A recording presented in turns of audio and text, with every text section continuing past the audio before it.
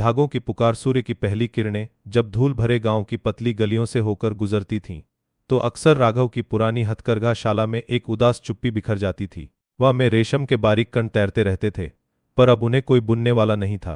राघव, जिनकी आंखें कभी धागों के रंगों को पहचानती थीं, अब बस धुंधली यादों को टटोलती थीं। उनकी उंगलियां, जो कभी रेशम की नब्ज पहचानती थीं, अब बस अपनी हथेली में सिमटी रहती थीं। दीवारों पर टंगी पुरानी तस्वीरें, जिन पर उनके दादाजी और पिताजी की मुस्कुराती शक्लें थीं, उन्हें हर रोज याद दिलाती थीं उस गौरवशाली विरासत की जिसे उन्होंने अनजाने में छोड़ दिया था। लगभग एक दशक हो गया था जब से उन्होंने आखिरी बार अपनी हथकरघे पर धागे चढ़ाए थे। उनकी पत्नी सरला के निधन के बाद जीवन का हर रंग फीका पड़ गया था। सरला ही थीं जो रंगों को चुनती थीं, धागों को सहेजती थीं और राघव के हर डिजाइन में अपनी आत्मा भर देती थीं। उनके बिना हथकरघा बस लकड़ी का एक बेजान ढांचा रह गया था। गांव के लोग भी अब आधुनिकता की दौड़ में आगे निकल चुके थे। रेशम के बारीक कारीगरी की जगह मिल के बने कपड़ों ने ले ली थी। एक दिन जब दोपहर की उदास धूप में राघव अपनी चाय की चुस्की ले रहे थे, एक युवा लड़की उनकी दहलीज पर खड़ी थी। उसके कंधों पर एक बड़ा सा बैग था और आंखों में एक अनोखी चमक। नमस्ते काका जी, उसने कहा। उसकी आवाज में एक मीठी सी मिठास थी। मेरा नाम अन्या है, मैं दिल्ली से आई हूं। मुझे आपके बारे में पता चला। राघव ने अपनी नजरों को उठाया। एक अजनबी के लिए उनके पास कोई खास उत्सुकता नहीं थी। क्या काम है बेटी? उन्होंने पूछा। उनकी आवाज में वर्षों की थकान घुली थी। अन्या ने मुस्कुराते हुए कहा, काका जी, मैं फैशन डिजाइनिंग की छात्रा हूं और मुझे पारंपरिक भारतीय बुनकरों के शिल्प पर शोध करना है। आपके काम की बहुत तारीफ सुनी है। राघव ने एक लंबी सांस ली। तारीफ? बेटी, वह तो बीते दिनों की बात है। अब कहाँ कोई पहचानता है इस कला को? अन्या उनके पास आकर जमीन पर बैठ गई। नहीं काका जी, ऐसा मत कहिए। यह कला जीवित है, बस इसे थोड़ी रोशनी की जरूरत है। मुझे आपसे सीखना है, आपके हाथों का जादू फिर देखना है। राघव के होंठों पर एक कड़वी मुस्कान तैर गई। जादू? उन्होंने कब से वह जादू खो दिया था, उन्हें खुद भी याद नहीं था। पर अन्या की आंखों में एक ऐसी सच्चाई थी जिसे वह नजरअंदाज नहीं कर पाए। कई दिनों तक अन्या रोज आती रही। वह कभी धागों को साफ करती, कभी पुराने डिजाइन के कागजों को संभालती, कभी बस चुपचाप राघव को देखती रहती। उसकी आंखों में कोई दया नहीं थी, कोई लालच नहीं था, बस एक गहरी जिज्ञासा और सच्चा सम्मान था। राघव ने धीरे धीरे उसे अपनी दुनिया में झांकने की अनुमति दी। एक दोपहर जब बाहर मूसलाधार बारिश हो रही थी और टीन की छत पर बूंदें ताल दे रही थीं, अन्या ने राघव से उनकी पत्नी सरला के बारे में पूछा। राघव ने एक पल के लिए अपनी आंखें बंद कर लीं। पुरानी यादें, जो एक गहरे कुएं में दबी थीं, अब सतह पर तैरने लगीं। उन्होंने धीमे स्वर में सरला के बारे में बताना शुरू किया। सरला, जो खुद एक बुनकर की बेटी थीं, रंगों की भाषा समझती थीं। उनकी आंखें रेशम के धागों में जान डाल देती थीं। उनके डिजाइन में गांव की मिट्टी और आसमान का नीलापन झलकता था। उनकी कहानी में एक अधूरापन था। सरला एक खास रेशमी साड़ी डिजाइन कर रही थीं, एक ऐसी साड़ी जो उनके प्रेम और गांव की परंपरा का प्रतीक थी। जब अचानक एक बीमारी ने उन्हें छीन लिया। वह साड़ी आज भी हथकरघे पर अधूरी टंगी थी, धूल और मकड़ी के जालों से ढकी। राघव उसे छूने की हिम्मत भी नहीं कर पाते थे। अन्या ने धीमे से उस अधूरी साड़ी की ओर देखा।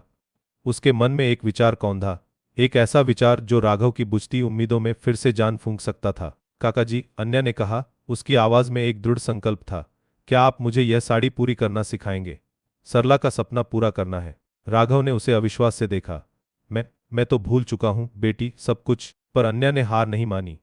अगले कुछ हफ्तों तक वह राघव के पास बैठती, उनसे हर धागे, हर बुनाई के तरीके के बारे में पूछती। धीरे धीरे राघव के अंदर कुछ हलचल होने लगी।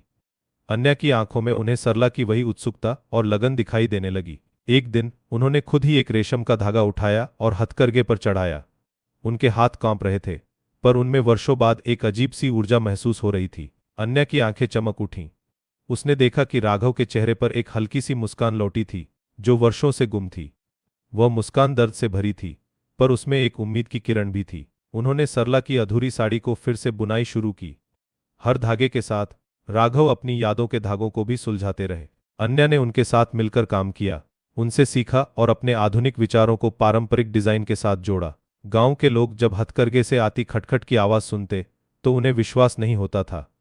राघव का नाम, जो गुमनामी के अंधेरे में खो गया था, अब फिर से सुनाई देने लगा था। मगर राघव का सफर आसान नहीं था। कभी कभी उनकी आंखें फिर नम हो जाती थीं। उन्हें लगता था कि वह सरला के बिना यह काम नहीं कर सकते। ऐसे में अन्या उनके पास बैठती, उनका हाथ थामती और कहती, काका जी, सरला यही है, आपके हर धागे में, आपके हर डिजाइन में। यह बात राघव को एक नई ऊर्जा देती थी। उन्हें लगता था सरला सचमुच उनके साथ खड़ी हैं, उन्हें हर कदम पर राह दिखा रही हैं। साड़ी धीरे धीरे आकार लेने लगी। उसके रंग, जो पहले फीके और उदास लगते थे, अब अन्य के आधुनिक स्पर्श और राघव के अनुभव से खिल उठे थे। अंततः वह दिन आ ही गया जब साड़ी पूरी हुई। एक भव्य रेशमी कलाकृति जो सरला के सपने और राघव की वापसी का प्रतीक थी। राघव ने उसे अपने हाथों में उठाया। उसकी कोमलता, उसकी चमक सरला की यादों की तरह उनके दिल में एक सुखद एहसास भर गई। गांव में एक छोटे से मेले का आयोजन था, जहां अन्य ने उस साड़ी को प्रदर्शित करने का फैसला किया। लोगों की भीड़ उस साड़ी को देखने उमड़ पड़ी। वे राघव की कारीगरी और अन्य के नए अंदाज को देखकर हैरान थे। लेकिन राघव उस भीड़ से दूर अपनी शाला में बैठे थे। उन्हें अपनी कारीगरी की सराहना से ज्यादा सरला का सपना पूरा करने की खुशी थी। अन्य ने राघव को बुलाया और उन्हें भीड़ के सामने लेकर आई। लोगों ने तालियां बजाईं, उन्हें सम्मान दिया। राघव की आंखें नम थीं, पर इस बार दुख से नहीं, बल्कि एक अजीब सी शांति और गर्व से। उन्होंने अन्य की ओर देखा, जिसने उनके बुझते जीवन में फिर से रोशनी भर दी थी। वह साड़ी बिकी नहीं, बल्कि एक संग्रहालय को दान कर दी गई, जो भारतीय शिल्पकला को संरक्षित करता था। राघव ने फिर से धागों को अपनी जिंदगी का हिस्सा बना लिया था। वह रोज हथकरघे पर बैठते, नए डिजाइन सोचते और अन्य को सिखाते। उनके चेहरे पर अब एक स्थायी मुस्कान रहती थी। वह जानते थे कि सरला हमेशा उनके साथ थीं, उनके हर धागे में, उनके हर बुने हुए सपने में। धागों की पुकार ने उन्हें फिर से जीवन दिया था। वह केवल एक बुनकर नहीं थे, बल्कि अपनी विरासत के संरक्षक थे, और अन्य उस विरासत की नई किरण थी। उनकी कहानी ने गांव के अन्य कलाकारों को भी प्रेरित किया।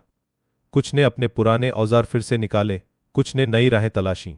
धागे सिर्फ रेशम के नहीं थे, वे रिश्तों के थे, उम्मीदों के थे, और एक नई शुरुआत के थे। राघव ने अपनी बुनी हुई जिंदगी में फिर से रंग भर दिए थे। आपको यह कहानी कैसी लगी? हमें कमेंट्स में बताएं और चैनल को सब्सक्राइब करना न भूलें।